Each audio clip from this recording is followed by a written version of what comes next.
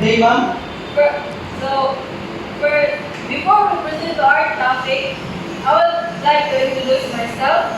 I am General C. Apostol, your math teacher for today's lesson. So, may tanong ko sa inyo, maipon ba kayo araw-araw? Medyo. So, like for example, maipon kayo araw-araw 10 pesos every day. So, 8 dibo, 8. Kanya, magbulog kayo araw-araw, di ba? So ito, halimbawa ng sinasabi ko ngayon ay related sa ating topic ngayon na is about laws of exponent. So, proceed. So, our objective for today is define what an exponent is, then apply the laws of exponent in simplifying algebraic expressions.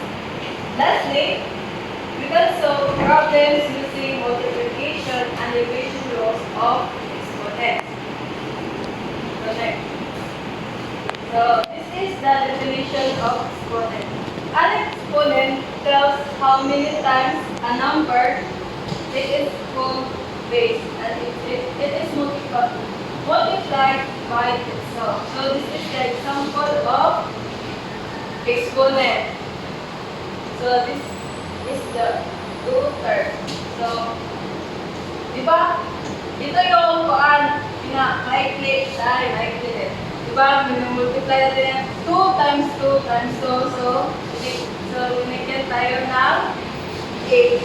So, balik.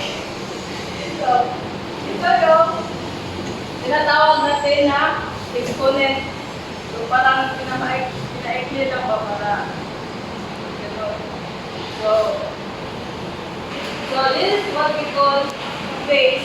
Number 2, then this is the number 3 exponent. So an exponent shows repeated multiplication, like this example. In 2/3, the base is 2, then the exponent is 3. Ang number 2 is i-multiply na to 3 times. So, may 2 times 2, 2 times 2 times 2. So, iatagan sa of 8. So, natin mga ka-law. So, the first law is the product of power.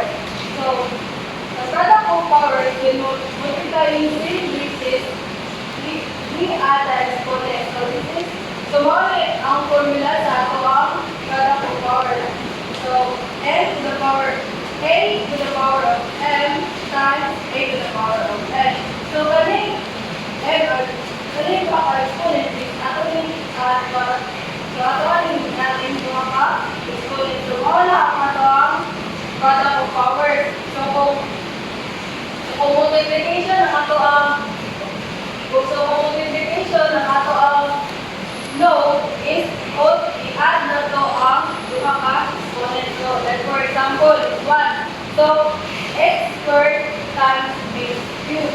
So, it gives us 2 plus 3. So, muna siya. Then, 2 plus 3 equals to 5. 5. So, muna ito ang exponent of x to the power of 5. So, next. So this is the next law, quotient of powers. The quotient of powers when dividing same bases subtract the exponent. So the formula of the quotient of powers is a to the power of m divided by n to the power of a to the power of n equals a to the power of m minus n. So subtract na to ang duha ka exponent. So m minus n. So this is our sample. Y is equal to 8. Y to the power of 5, then divided by y to the power of 2 is equal to y to the power of 5 minus 2.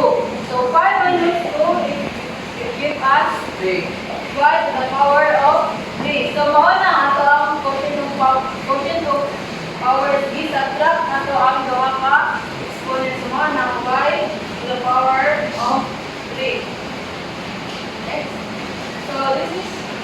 So the first example is to 5 is 3 to the power 3 squared times 3 times 3 to the power of 4. So this law is law of product.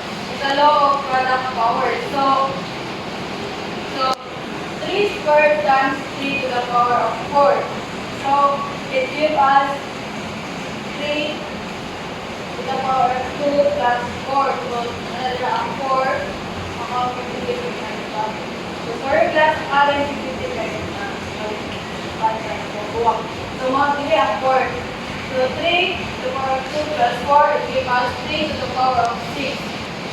So kani siya kung i-school ka gani ang ato ang i-istoryahan, ang kuan na yun, ang research kung same base ang kuan, kung same base, 3 same maghapon, 3 maghapon ang itong base kuan. Exponent lang yun ang ato.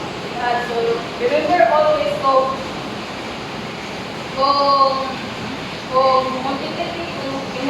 multiplication na ang ato is i-add din na ito ang exponent. So our next example, so only ang answer sa ato ang first example, 3 to the power of 6. So next example, simplify x to the power of 7 divided by x to the power of 3. So atong solution ana is i-minus na to ang mga exponent. 7 minus 3. So yatagan ta of x to the power of 4. So remember, if quotient na gali, if ang low na gali, quotient of powers, i-card i-minus ang mga ka-exponent. So, next. So, before na mag-summary, so, unsa gali ito ang base? Ang base. Yes. So, ang base is the whole number.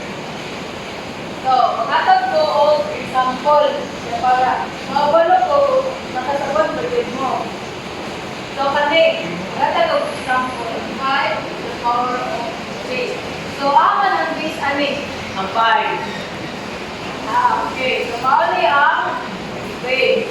Then, unsa man ang atong exponent? Ang 3. So, this is our exponent, the number 3.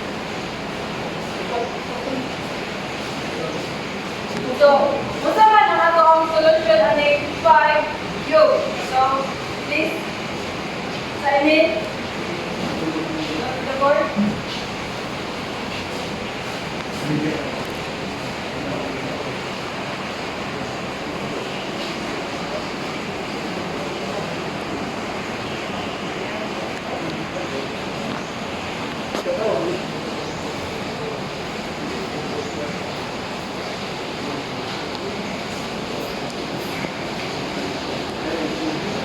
correct. Ang number 5, i-multiply na to by itself. I-multiply na to 3 times. 5 times 5 times 5, it gives us 125. So, 100 siya. So, mga to, remember always, if multiply, add exponent. Divide, subtract exponent. So, that's all. Thank you for listening.